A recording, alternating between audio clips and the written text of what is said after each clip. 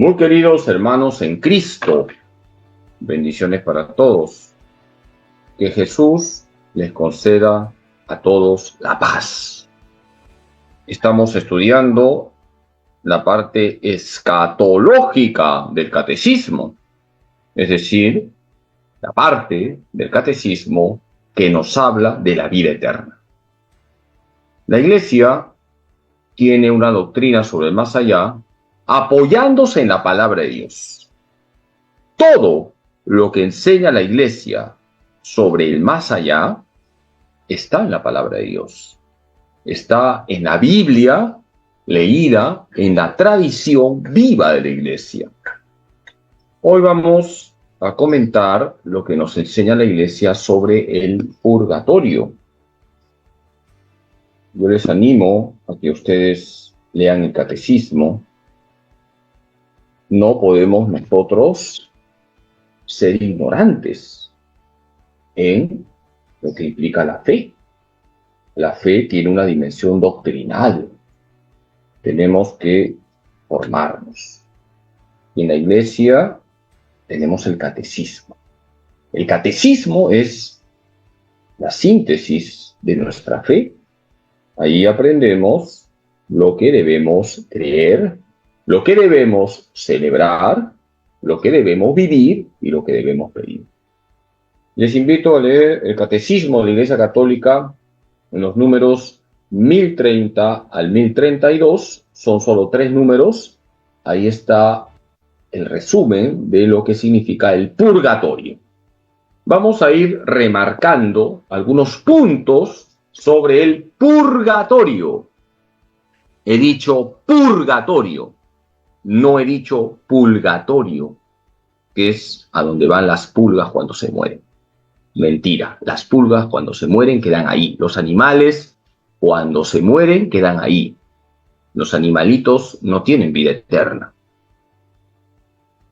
Primer punto, ¿qué es el purgatorio? El purgatorio es un estado transitorio propio de quien ha muerto en gracia de Dios, pero su alma no está totalmente limpia para entrar al cielo. El purgatorio es transitorio, no es eterno. El purgatorio implica un proceso de purificación. ¿Quién va al purgatorio? Aquel que ha muerto en gracia de Dios y que no tiene la limpieza total necesaria para entrar en el cielo. Dice el Catecismo de la Iglesia Católica en el número 1030, los que mueren en la gracia y en la amistad de Dios, pero imperfectamente purificados, aunque están seguros de su eterna salvación, sufren después de su muerte una purificación a fin de obtener la santidad necesaria para entrar en la alegría del cielo. El purgatorio, queridos hermanos, hay que entenderlo como una antesala al cielo. El purgatorio no es un pequeño infierno. El purgatorio está en el ámbito de la salvación. Esto que quede claro. El purgatorio nos conduce al cielo luego de que hemos recibido la purificación de vida. Dice la Iglesia en el número 1031 que se llama purgatorio a esta purificación final de los elegidos, que es completamente distinta del castigo de los condenados. Por lo tanto, no debemos relacionar el purgatorio con el infierno. El purgatorio está en el ámbito de la salvación. Las almas que están en el purgatorio ya están salvadas, pero aún no han llegado al cielo. Vamos con un segundo punto. El purgatorio tiene fundamentos bíblicos. Porque, como ya lo he dicho y lo sigo diciendo como disco rayado, todo lo que enseña la Iglesia está en la Biblia. Todos los dogmas que enseña la Iglesia están en la Sagrada Escritura, leída en la tradición viva, no de cualquier manera. Vamos a señalar algunos textos bíblicos. Yo les animo para que luego ustedes abran sus Biblias. Tenemos que leer la Biblia. La Biblia es el libro con mayúsculas del católico. ¿Qué fundamentos bíblicos tenemos? Un primer fundamento es la oración por los difuntos. Lean Segunda de Macabeos, capítulo 12, versículos 38 y siguientes. Ahí aprendemos cómo Judas Macabeo manda ofrecer oraciones, sacrificios por sus soldados difuntos. Hubo una lucha entre los judíos y los enemigos de Israel, los sirios, y en el combate murieron varios soldados judíos. Y cuando se recogen los cadáveres, se encuentran dentro de las ropas de los soldados judíos amuletos, lo cual está mal. Pero estos soldados habían muerto por defender su fe, la fe verdadera. Y Judas Macabeo manda ofrecer sacrificios, manda hacer oraciones por sus soldados difuntos. Por lo tanto, un primer fundamento bíblico es la oración por los difuntos. Nosotros oramos por nuestros difuntos porque no tenemos la certeza de que ya han llegado al cielo. Por eso ofrecemos la misa por los difuntos. Dios es el juez. Ni tú ni yo somos el juez de la vida de los demás. Lo que nos corresponde a nosotros es orar por nuestros difuntos. Un segundo fundamento bíblico nos enseña que nada impuro entra al cielo. Para ir al cielo debemos tener el alma totalmente limpia. En Mateo 5:8 Jesús dice: bienaventurados los limpios de corazón, porque ellos verán a Dios. ¿Quiénes van a ver a Dios? Los que tienen el corazón limpio. ¿Y qué pasa cuando una persona muere con el corazón parcialmente limpio? Aún no va a ver a Dios. Necesita pasar por una purificación. Nada impuro entrará al cielo. Esa enseñanza también encontramos en Apocalipsis 21:27. Por lo tanto, un segundo fundamento bíblico es que para llegar al cielo debemos estar totalmente limpios. Si morimos con el alma parcialmente limpia, hay que pasar por una purificación. El tercer fundamento bíblico consiste en esta enseñanza.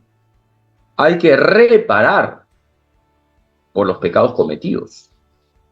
Y si no hay una reparación, tenemos igual que recibir una purificación, porque no podemos entrar al cielo sin haber reparado por nuestros pecados. En Colosenses 1:24, San Pablo dice: completo en mi carne lo que falta, la pasión de Cristo por su cuerpo, que es la iglesia.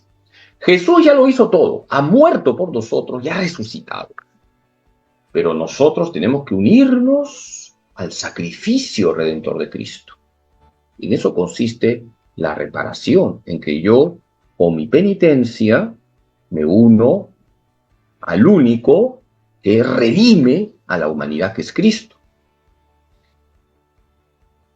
En Mateo 18, 23 y siguientes, tenemos la parábola del siervo sin entrañas.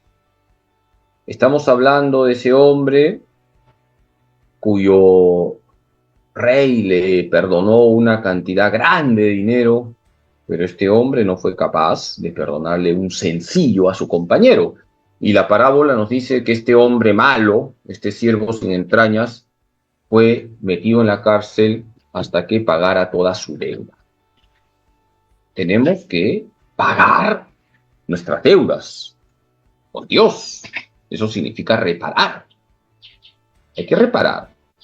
Cuando nosotros nos confesamos, el Señor nos perdona, pero queda siempre lo que se llama en la teología la pena. Y esa pena, esa herida que hay en el alma, implica reparación, expiación, penitencia.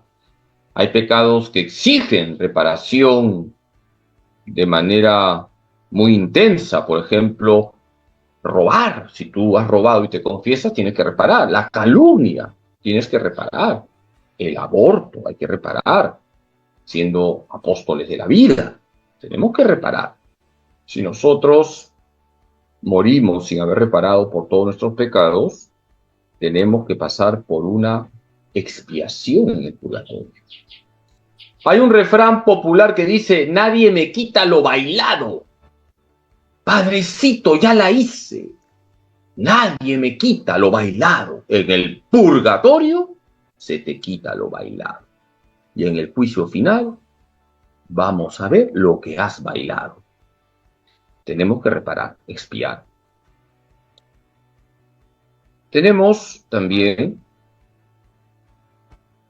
como un cuarto fundamento bíblico un texto muy importante, 1 Corintios 3, 10 al 15. Lean 1 Corintios 3, 10 al 15. San Pablo habla de aquellos que han construido sus vidas sobre Cristo, han fundamentado sus vidas sobre Cristo, pero hay diferentes vidas. Hay quienes construyen con oro, plata, piedras preciosas, otros con madera, paja y heno. Hay diferentes materiales, es decir, diferentes calidades de vida cristiana. Hay quienes han vivido santamente, son los que construyen con oro, plata, piedras preciosas. Hay quienes no se han esforzado por ser santos, son los que construyen con madera, paja, heno. Dice San Pablo que al final es verdad que los que construyen con madera, paja y heno se salvarán, pero tendrán que pasar por una purificación como a través de fuego. En síntesis, 1 Corintios 3, 10 al 15, nos está diciendo que no basta decir que vivo con Cristo. Hay que dejarnos transformar totalmente por Cristo. No basta decir rezo, no basta decir voy a misa, no basta decir rezo el rosario. ¿Cómo está nuestra alma? Tenemos que aspirar a la santidad. Tenemos que aspirar a llevar una vida santa. Y como sabemos, queridos hermanos, la santidad no está en lo raro. La santidad está en lo ordinario. Ahí en lo ordinario tenemos que buscar la santidad. En lo ordinario hay que expiar. En lo ordinario tenemos que purificarnos. En lo ordinario tenemos que vivir santamente. Y así vamos a prepararnos para el momento de nuestra muerte. Tenemos que aspirar a ir al cielo sin pasar por el purgatorio. Quizás la gran mayoría de los que mueren, creo que sí, y lo dijo Benedicto XVI en la encíclica Spe Salvi, pasan por el purgatorio. Pero aspiremos a ir al cielo de frente todos los días, subemos la camiseta, todos los días hay que darlo todo por Cristo. Hacemos una pausa y volvemos.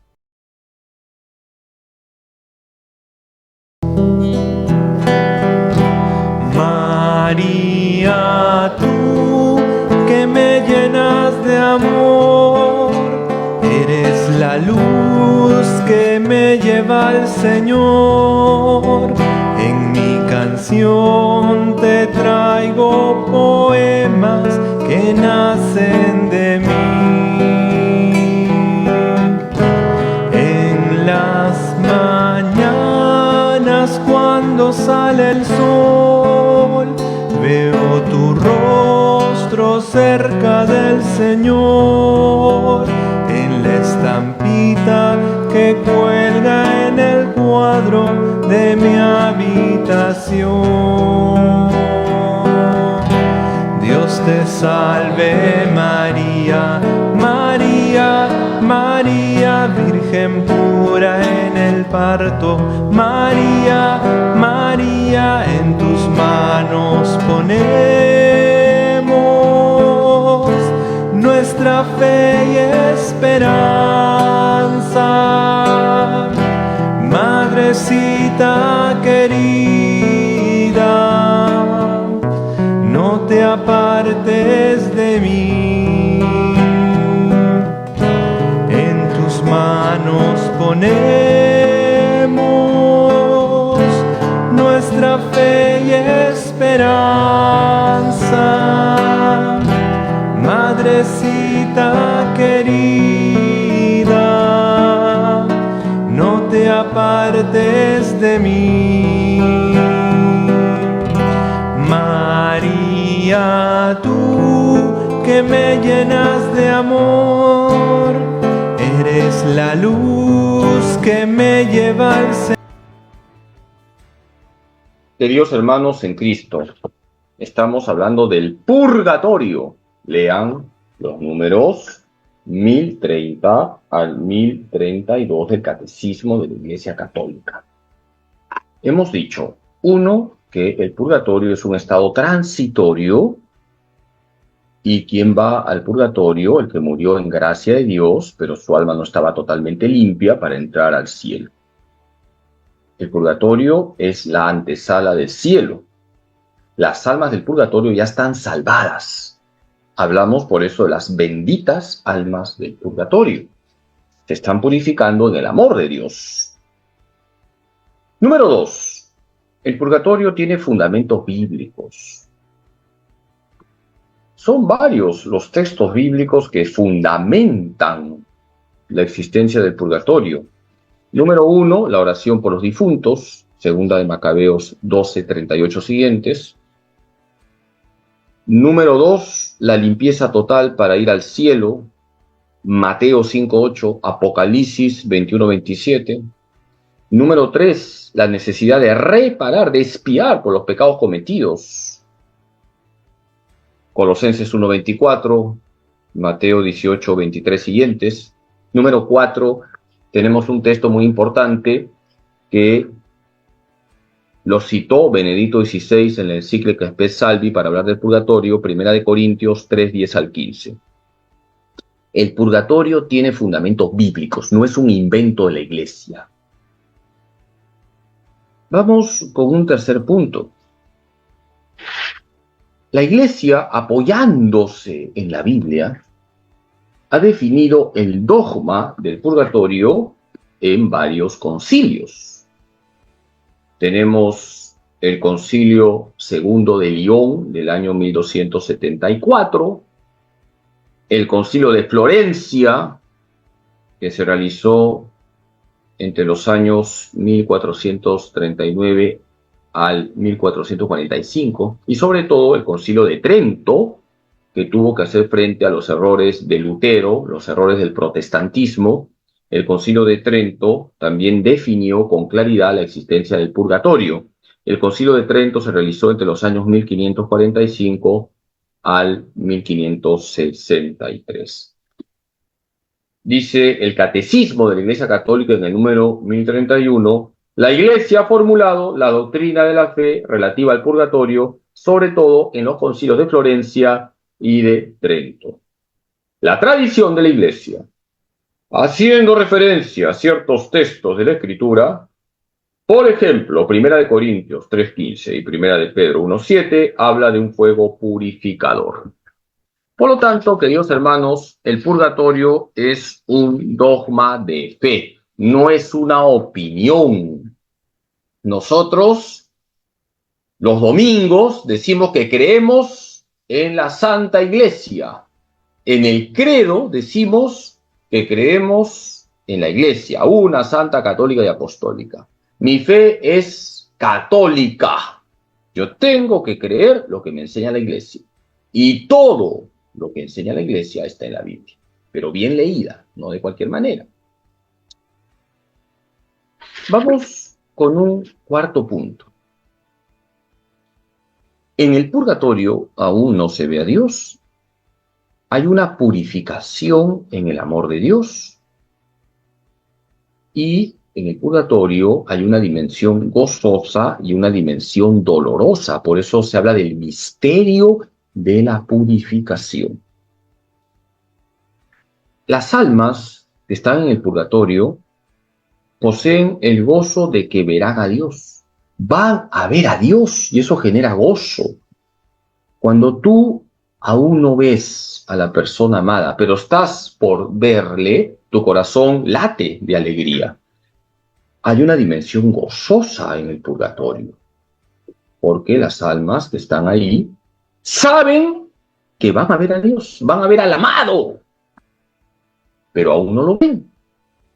Y por eso, porque aún no lo ven, hay una dimensión dolorosa.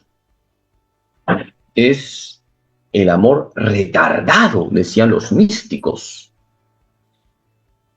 Hay ciertamente un dolor en las almas del purgatorio, ese dolor que les purifica.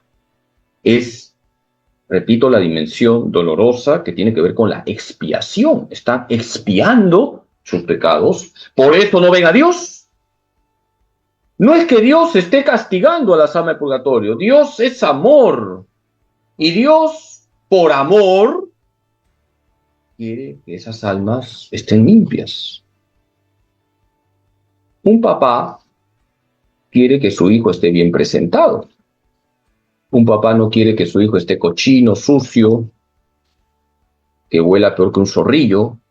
Un papá quiere que su hijo esté siempre limpio.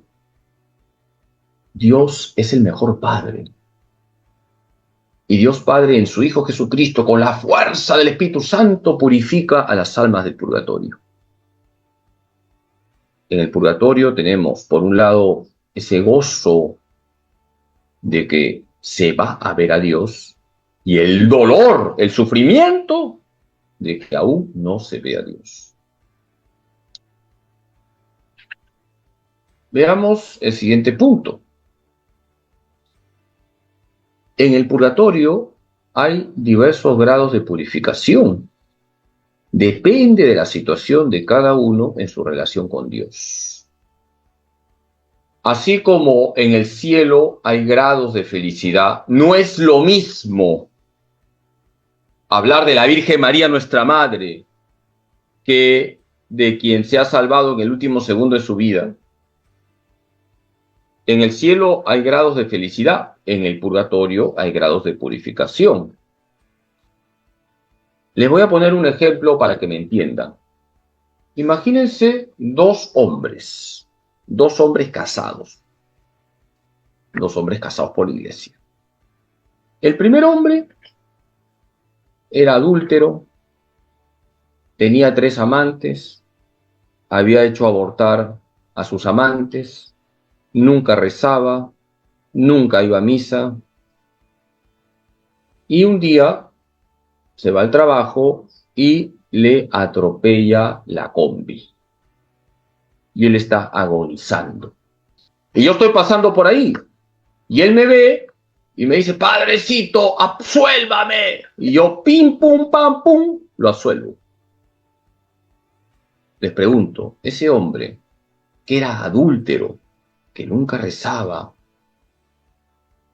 que nunca iba a misa, que hizo abortar a varias mujeres, ¿se ha salvado o se ha condenado? Les pregunto. Pidió perdón antes de morir. Recibió la absolución del sacerdote. Se ha salvado. Pero no se va a ir al cielo de frente. Vamos con el segundo hombre. Un hombre también casado por la iglesia, fiel a su esposa, muy fiel. De misa dominical, por lo menos. A veces iba a misa en la semana, rezaba todos los días. Educó cristianamente a sus hijos, pero tenía un carácter complicado, era medio fosforito, cuando manejaba, soltaba culebras, sapos, cuando una combi se le cruzaba, le recordaba al chofer de la combi, a su abuelita y a su mamá. Y un día también en la calle le atropella una combi y está agonizando. Y yo paso por ahí, me ve y me dice, padrecito, asuélvame. Y yo, pim, pum, pam, pum, pum, lo asuelvo. ¿Se ha salvado o se ha condenado?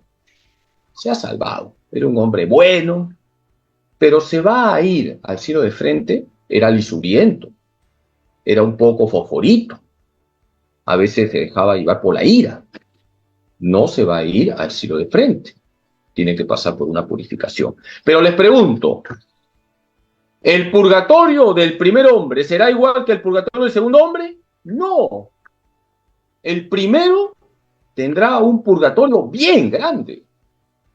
El segundo tendrá poco purgatorio. Por lo tanto, no todos reciben la misma purificación. En el purgatorio hay diferentes grados de purificación. Por eso, queridos hermanos, tenemos que aprovechar esta vida, la única vida que tenemos para purificarnos. Es muy importante esto. Por ejemplo, podemos ganar las indulgencias que nos ofrece la Iglesia. Las indulgencias plenarias purifican el alma. Y para ganar una indulgencia, tenemos que confesarnos, porque no se puede vivir en pecado mortal. Recibir la comunión en gracia, no en pecado. Rezar por el Papa, hacer lo que nos pide la Iglesia y rechazar todo tipo de pecado, incluso el pecado venial. Tenemos que buscar purificarnos aquí. Mejor es recibir la purificación aquí que en el más allá. Mejor es vivir la purificación en esta vida que tras la muerte, porque en el purgatorio ya no hay méritos. Mientras estamos vivos, aquí podemos ganar méritos para el cielo, sabiendo que los méritos que ganamos es correspondencia a la gracia de Dios. Y el último punto, debemos orar por las almas del purgatorio. No canonicemos a los difuntos, queridos hermanos. Dios es el juez. A nosotros nos corresponde rezar por todos nuestros difuntos. Yo no soy nadie para decir si mi abuelita, mi abuelito, mi cuñado ya está en el cielo cuando se ha muerto. Dios es el juez, salvo que el Papa lo canonice a mi difunto. Cuando estuve en España estudiando, un sacerdote navarro me contó esta anécdota. Se estaba celebrando la misa por un difunto, un señor casado que había muerto. En la misa estaba la viuda y los hijos. Y este sacerdote, para quedar bien con la gente, dijo, estamos aquí reunidos porque ha fallecido este hermano. Buen esposo, buen padre, buen cristiano, ya está en el cielo. Terminó la misa y la señora, la viuda, entró a la sacristía y le dice al sacerdote, padre, ¿usted conoció a mi esposo? No, hija, le dijo el sacerdote. Y la señora, enojada, le dijo, pues que sepa que ese desgraciado me engañaba con varias mujeres. Hermanos, no hay que canonizar a nadie, tampoco tenemos que llevar al infierno a nadie. Dios es el juez. Tenemos que rezar en la misa por todos nuestros difuntos. Y dicen los santos, muchos de ellos, que lo mejor luego de la misa es el Santo Rosario por las almas del purgatorio. Son varios los santos que nos han hablado del purgatorio. Les nombro algunos para que lean sus vidas. San Nicolás de Tolentino es el santo patrono de las almas del purgatorio, murió el año 1305. Santa Catalina de Génova es la doctora del purgatorio. Queridos hermanos, creo que se metieron algunas almas del purgatorio y salimos del Zoom, pero estamos otra vez aquí. Les he dicho que hay varios santos que nos han enseñado con profundidad lo que implica el purgatorio. San Nicolás de Tolentino, patrono de las almas del purgatorio. Santa Catalina de Génova, la doctora del purgatorio. Hay un texto que ella dictó donde habla de las purificaciones que pasa el alma en el purgatorio. Tenemos a San Juan Macías, considerado santo peruano, murió el año 1645. Le decían el ladrón del purgatorio, porque todos los días rezaba por las almas del purgatorio. Y tenemos a Santa Faustina Kowalska, la secretaria de la misericordia, la apóstol de la misericordia. Estamos en el mes de Santa Faustina, octubre. Lean, tarea para la casa, los números del diario de Santa Faustina, donde ella habla del purgatorio. Las revelaciones que tuvo sobre el purgatorio. Los santos han hablado del purgatorio. Los santos no mienten. Y los santos han aprovechado esta única vida que tenemos para purificarse acogiendo a Cristo Jesús. Y ya para terminar, y puedan hacer sus llamadas del más allá, no se olviden de la Santísima Virgen María. No se olviden de la advocación de Nuestra Señora del Carmen, que está relacionada con el purgatorio.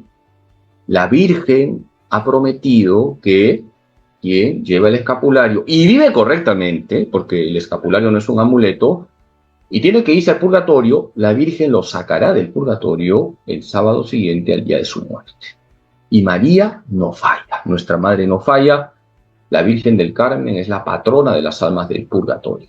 Amén. Ahora sí pueden hacer sus llamadas, espero que no se metan las almas del purgatorio y me saquen del Zoom, pueden hacer sus llamadas sobre lo que hemos hablado. Muy queridos hermanos en Cristo, hemos hablado del purgatorio. Número 1, el purgatorio es un estado transitorio previo al cielo. Va al purgatorio quien recibe la purificación de vida. Va al purgatorio quien ha muerto en gracia de Dios y no tiene la purificación de vida para entrar al cielo. Necesitamos por eso purificarnos en este mundo, viviendo en gracia, lo primero, siendo generosos con la práctica de la misericordia, siendo generosos con la penitencia. Número 2, el purgatorio tiene fundamentos bíblicos, no es un cuento chino. La palabra de Dios nos habla de la necesidad de purificarse, de recibir la purificación de vida para entrar al cielo. Número 3, el purgatorio es un dogma definido en varios concilios por la Iglesia, el Concilio II de León, el Concilio de Florencia, el Concilio de Trento. Número 4, en el purgatorio hay una dimensión gozosa, porque las almas del purgatorio saben que van a ver a Dios, pero también hay una dimensión dolorosa, está la expiación, la reparación. Número 5, hay grados de purificación, por eso no podemos decir que todos reciben la misma purificación, depende de la vida de cada uno. No es lo mismo vivir con Cristo que vivir a espaldas de Cristo. Aprovechemos la única vida que tenemos, que es esta vida. Vamos a recibir ya las llamadas que ustedes seguramente tienen. Aquí hay una pregunta, pero bueno, es un tema que no es del más allá, sino del más acá. Me hablan sobre la música que se canta en la misa, si es correcto cantar temas de origen protestante o cantos que no son litúrgicos. Bueno, hay que usar música católica y además escrita especialmente para la liturgia. Tenemos que nosotros valorar el patrimonio rico que tiene la Iglesia en cuanto a la música sacra. Es una pena que ya no se cante, por ejemplo, el gregoriano. Hay cantos gregorianos muy bonitos que podrían enseñarse a la gente. Adoro te devote, pienso también en la salve en latín. Tenemos que recuperar ese patrimonio, esa riqueza que tiene la Iglesia en la música sacra. Y también hay canciones que se han escrito muy bonitas para la misa, luego el Vaticano II, que hay que difundir también. Lo que no es correcto es usar cantos que no son católicos o que no son litúrgicos. Tenemos ya una llamada, bendiciones. Bendiciones, Padre Carlos Alberto José Almeida. Habla con la Santa Paz, hija. Sí, Padre Precioso, sí. Igual se me Padre Precioso. Estamos en el purgatorio, numerales 2030 a 2032. Vamos a pasar al purgatorio, al cielo, a esta gracia de Dios. Acá nos está la Jerusalén celestial. Y tenemos que purgarnos nuestras almas en el purgatorio. Purgatorio es esta salvación. La patrona que nos lleva directamente al purgatorio al cielo es la Virgen de Carmen. De esta la Virgen de Carmen, según San Simón Stock. Amoroso lindo, amoroso lindo. Y también para estar seguros de entrar al purgatorio, debemos al cielo nos almas limpia, pura, nobleza, dejamos misericordia. Debemos tener la misma alma pura que la de casa, nuestro Jesucristo amoroso. Bueno, tranquila hija, bendiciones. Haz tu apostolado ahí en tu parroquia, saluda a tu párroco, el padre Jorge. Y bueno, has hecho un resumen muy bueno. Lo importante es que creamos que existe el purgatorio y que tenemos esta vida, la única vida, para darlo todo por Cristo. Ya en el purgatorio no hay méritos. Los méritos son mientras estamos vivos. Tenemos otra llamada, bendiciones. Buenos días, Padre Carlos, Isabel de Surco. ¿Qué tal, Santa Isabel? La pecadora de Surco. Padre Carlos, muchas gracias por sus enseñanzas. Es muy cierto de que que esta vida es corta y que es la oportunidad que tenemos para vencer nuestros pecados y llegar al cielo. Ahora, las almas del purgatorio, Padre, creo que ellas no pueden ya estar rezando ni suplicando a Dios, sino que son nuestras oraciones las que las van a llevar al cielo. Eso es lo que quiero que me aclare. ¿Y qué debemos hacer? Mi pregunta, Padre Carlos, para llegar a la vida eterna, que es lo más importante, porque esta vida es pasajera, eterno estar cerca de Dios es lo más hermoso.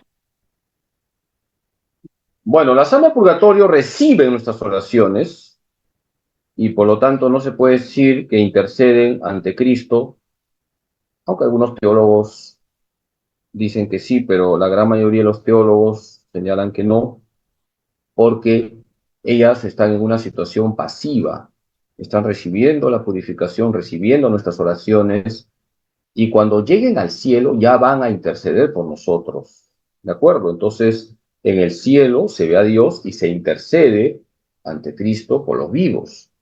En cambio, en el purgatorio más estamos en un estado pasivo de purificación. Aquí tengo algunas preguntas que voy a responder rápidamente. Me preguntan sobre los protestantes, a dónde van, los judíos, a dónde van. Yo no soy Dios, hermanos. Dios es el juez. Esas preguntas nos superan. Si una persona ha vivido según la ley natural, no ha tenido la gracia de conocer a Cristo, Dios lo juzgará. Dios lo juzgará. Lo que sabemos es que todos los que se mueren, católicos o no católicos, judíos, protestantes, agnósticos, ateos, todos los que se mueren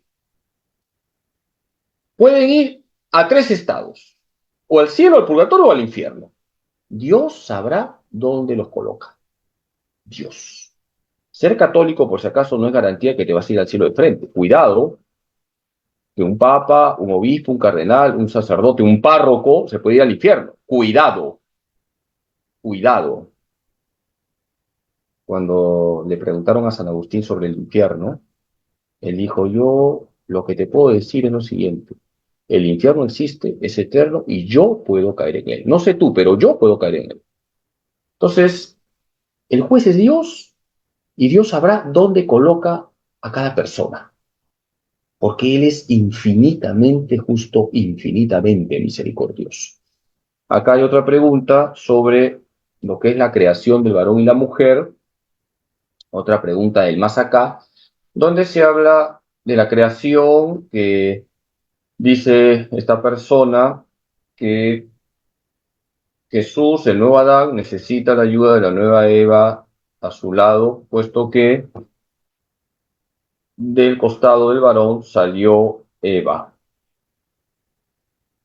Estrictamente hablando, Jesús no necesita de nadie. Esto que quede claro. No podemos decir que Jesús necesita de. Dios ha querido que la Virgen Santísima ocupara un lugar muy importante el estudio de la salvación. Pero primero es Jesús. El que salva es Jesús. Estrictamente hablando, Jesús no necesita de nadie. Pero Jesús ha querido, Dios ha querido asociar a su obra salvífica a la Virgen María. Es porque Dios lo ha querido, no porque necesite. Dios no necesita de nada ni de nadie. Dios es Dios. Tenemos aquí una pregunta sobre las indulgencias. ¿Qué son las indulgencias?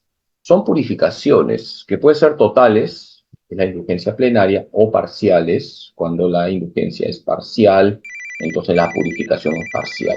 Son purificaciones que nos regala la Iglesia, ya sea para que nuestra alma esté totalmente limpia o parcialmente limpia, y podemos aplicarlas a los difuntos. Para ganar una indulgencia plenaria, una purificación total, hay que confesarnos y hacer una buena confesión. Comulgar en gracia, rezar por el Papa, hacer la obra que te pide la Iglesia. Por ejemplo, la Iglesia te dice que si estás media hora ante el Santísimo, esa obra tiene indulgencia plenaria. O si rezas el rosario en comunidad, en familia, esa obra tiene indulgencia plenaria. Pero hay una quinta condición, muy importante: rechazar todo tipo de pecados. Hay personas que me dicen: Padrecito, me gané la indulgencia plenaria. ¿Tú lo sabes? Eso solo Dios lo sabe. Y medio en broma diría: no creo que te hayas ganado la indulgencia plenaria porque veo que todavía estás chismosita, estás celosa, estás envidiosa, sigues macheteando a esa persona. Veo que no has rechazado el pecado, que es una de las condiciones para ganar la indulgencia plenaria. Bien, vamos a terminar ya el programa. Padre, una última llamadita, está en línea. Ya, tenemos una última llamada del más allá.